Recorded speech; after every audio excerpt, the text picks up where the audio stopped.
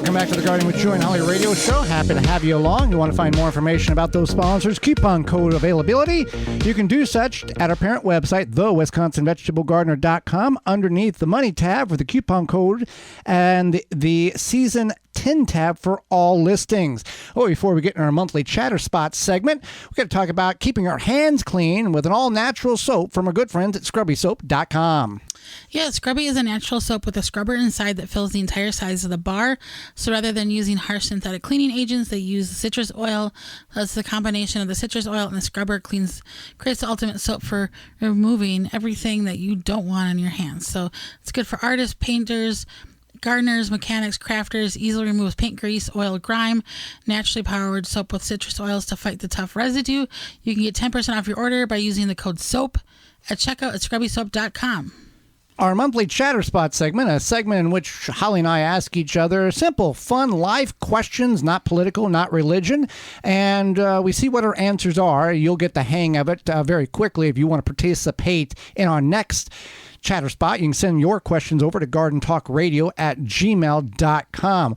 We'll start with this question here. What's our first question here? Jobs that don't really exist anymore but are really interesting. Okay. I'll go first. Blacksmithing. Shut up, that was going to be my answer. Really? You were going to What happened to all the anvils? Well, they're all here. Where are they? There's all kinds of anvils around. Where? A lot of farms still have a lot of really? Oh yeah, we have Okay, we had an anvil. You had an anvil? Yeah, the anvil itself was probably 200 pounds, and then it was sitting on top of another like a concrete circle barrel, and that was another probably 200 or 300 pounds. So the anvils are still like around. They're still around, yeah. Okay, so you know how I watch Gilmore Girls? Yeah, for those who followed the program, yeah, we know that. Yeah. So the main character, Laurel, I was asking what happened to all the anvils, and now you've answered my question. So, and she was like, where'd they go? Did they melt into other things? Aren't they really heavy? Did somebody melt all the anvils? So, yeah, blacksmith, I agree. That is an interesting job. Yeah. But there's still some blacksmiths. Well, right. They're like, they reenactors. And then there's true blacksmiths. You can go online and find somebody that will take this piece of rusty old piece of metal and heat it up and turn it into this phenomenal knife. Right. And it's really beautiful. That's what I mean. There's still real life blacksmiths. It's just not as common. Right. Right. So what candy should be flavored as a vegetable? I don't know. I'm sure if you had like tomato flavored Jolly Ranchers. I was going to say tomato too. I thought you were going to say carrots or something. Cucumber. There is cucumber candy. Is there not? I don't know. Maybe. Oh, okay. But tomatoes would be like the only.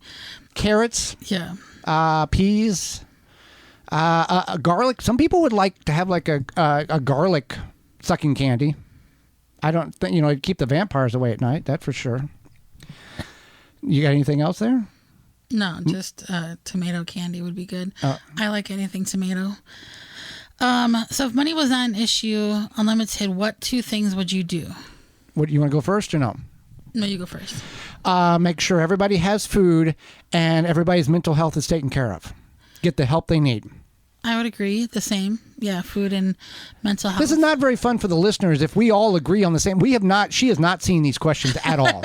I came up with these, and then these were locked Apparently away. We're just in sync today.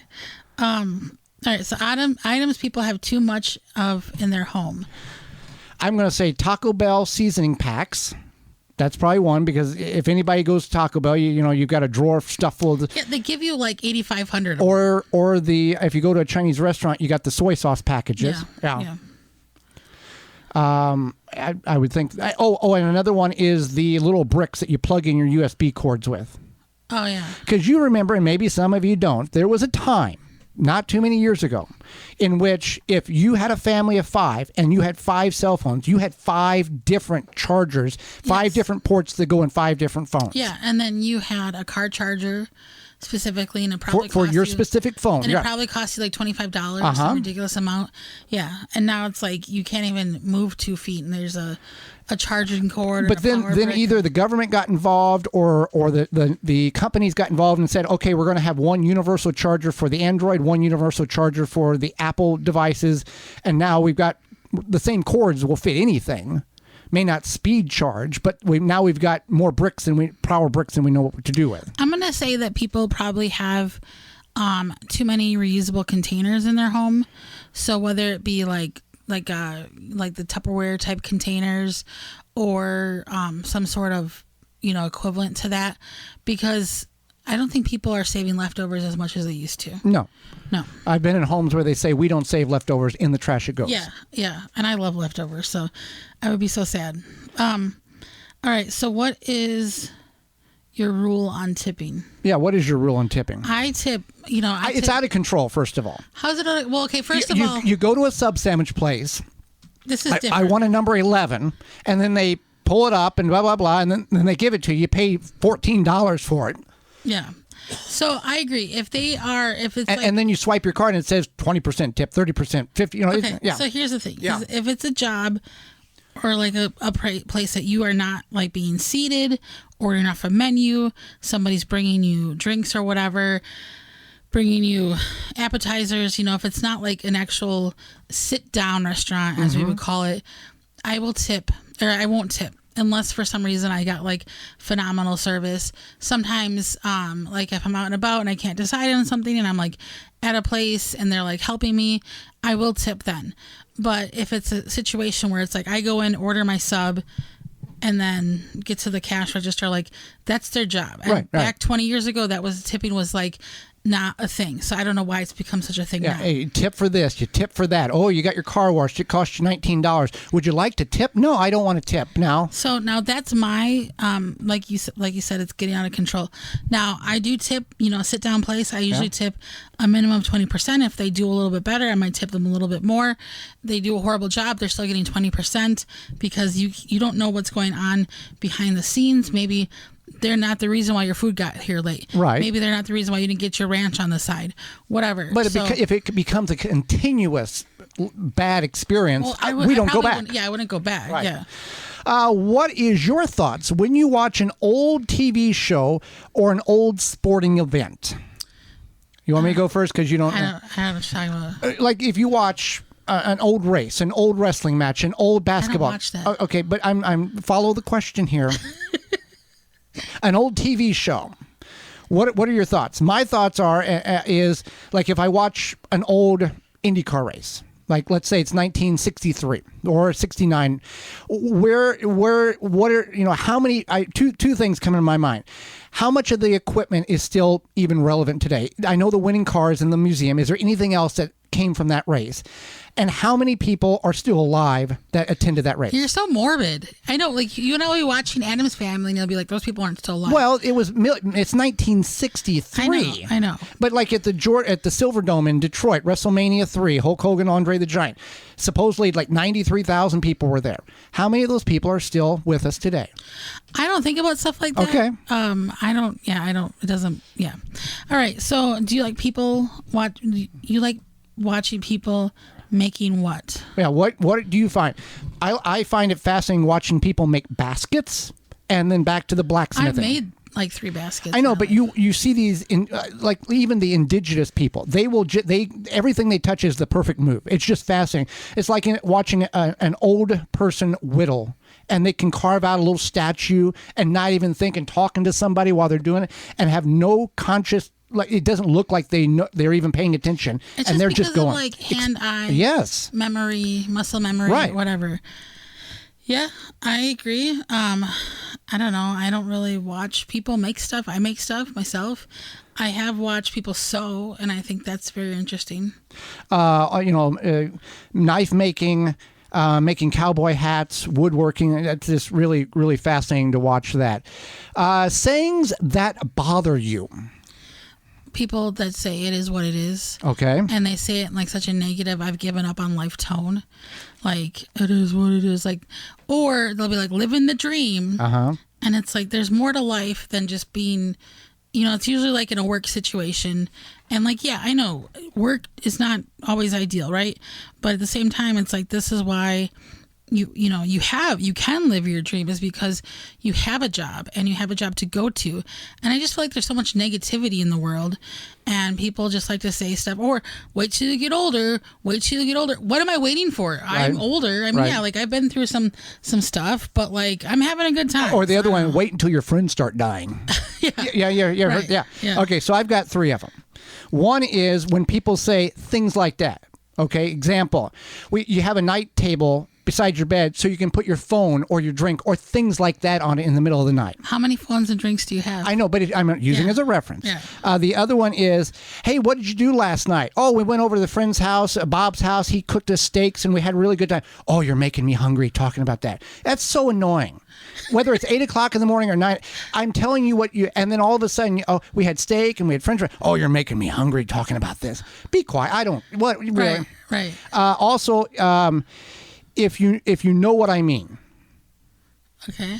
You know, the tomatoes were really big, you know, the size of a baseball. You know what I mean. Why does that bother you? Oh, it just does. I'm going to say that more now. I'm sure you will. Got time for a couple of more I'll here. probably forget. I also don't like it when you'll say like, and I know sometimes people do this to relate to you, but you'll say like, oh, I cooked some really good stir fry. I cooked the best stir fry. Yeah. And it's like, just let me tell you about my stir fry. Right. Yeah. Fastest you've ever driven. We're past the point of legal repercussions on this. So how fast do you believe or remember you ever driving a vehicle? 130 miles an hour. Okay. What about you? I think about 110. I got you beat. What was you in? What kind of vehicle was you in? I was in my very old Honda Civic. It was not old then. And I was foolish. I was in my early 20s, so my frontal lobe was not fully developed. And it was late at night, and I was on 94 between somewhere in the Milwaukee area. And my friend and I were driving back from somewhere together, but not together, like in separate cars. And he started to go fast. He was in this tiny little Mitsubishi car, and I was like, I'm gonna go fast too, and I did. But then I got kind of freaked out because we got, if you know Milwaukee at all, we got like close to the stadium, and then like the lanes kind of get more narrow, and so then I slowed down. And now that I'm telling this story, people that might know me might be like, oh my goodness, clutch their pearls. But yeah, it was fun, but it was scary. 130. It was a daytime or night? It was late at night. Wow. Okay. Yeah. Mine was in the daytime on Old County Line Road. It was in a 93 Mercury Cougar. And whenever I let off the throttle, let off at 110, that front end just kind of sank back down. She was coming up. It was fast. It was fun though, wasn't it? One time, and that was good enough. Yeah, exactly. A video sound or song that brings you back to your childhood or teen years. I can't say this. I'm just kidding. I don't know. I guess like the Arthur show on PBS. Yeah.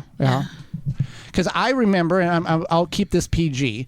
I remember in growing up in Southern Illinois, it was WSIU Channel 8 out of Carbondale. They would always have Arthur on like 4 in the afternoon, and then there was the bunny had his own show. Remember, I don't know what the bunny. Oh, Buster. Buster. He had his own show. Yeah, and then it would be animated. He would go to people's like school and homes, and you remember this? Yeah. And it didn't play one day, but it played at like 8:30, 9 o'clock at night because it was about a family that had 2 same-sex parents, and the PBS station had to play it, but they played it well past what they felt was a safe time because at that point that was very highly controversial, right? And they didn't feel that was somebody made an executive decision. What about you? You still watch the Gilmore Girls stuff, and that's 20 some odd years old. The Office is a good one. Yeah, I think again, like I said, the Arthur jingle, theme song, whatever you want to call it, probably. I got into like the music really big in like 97, 98. So, you know, what was going on then? You had Spice Girls, you had Usher, you had, George Strait was real big. Alan Jackson was really big in that Shania Twain. You had kind of that genre of these people that are still active today, 30 some odd years later. Right. The one who dated Kurt Cobain, what was her name?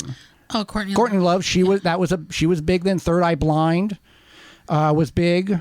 In those days. Was that your favorite music era? No, I'm just telling you those songs. Foo Fighters. Soundgarden. Those songs takes you back to that time. Yeah. And you kind of like, you listen to it like, oh wow, that was okay. I'm back. I checked out a little bit. Like I still listen to The Offspring, and I still listen to their very first album, and it's probably one of my favorites forever and ever. No Doubt. I never liked No Doubt. You never liked No Doubt? I did not like Gwen Stefani. Celine Dion with the Titanic thing. Oh, yeah. Yeah. Yeah, Have you ever seen the Titanic? No, oh yeah, that's right. You have not. I have not. For those who are don't want to know the ending, the boat sinks. So don't want to ruin it for you, but it does go down. Joey is not a movie person, No. and I am. So it's kind of funny. Yeah, the last movie I watched with you was New Year's Eve. P.S. I Love You. P.S. I Love You, New Year's Eve 2007, I think. We watched it in a movie theater. It would have been New Year's Eve for 2007. 2000, turning to 2000. Right. Yeah. Now, I'll watch part of Smokey and the Bandit or Days of Thunder or something like that, but very rarely will I sit through an entire episode of a movie. So... No.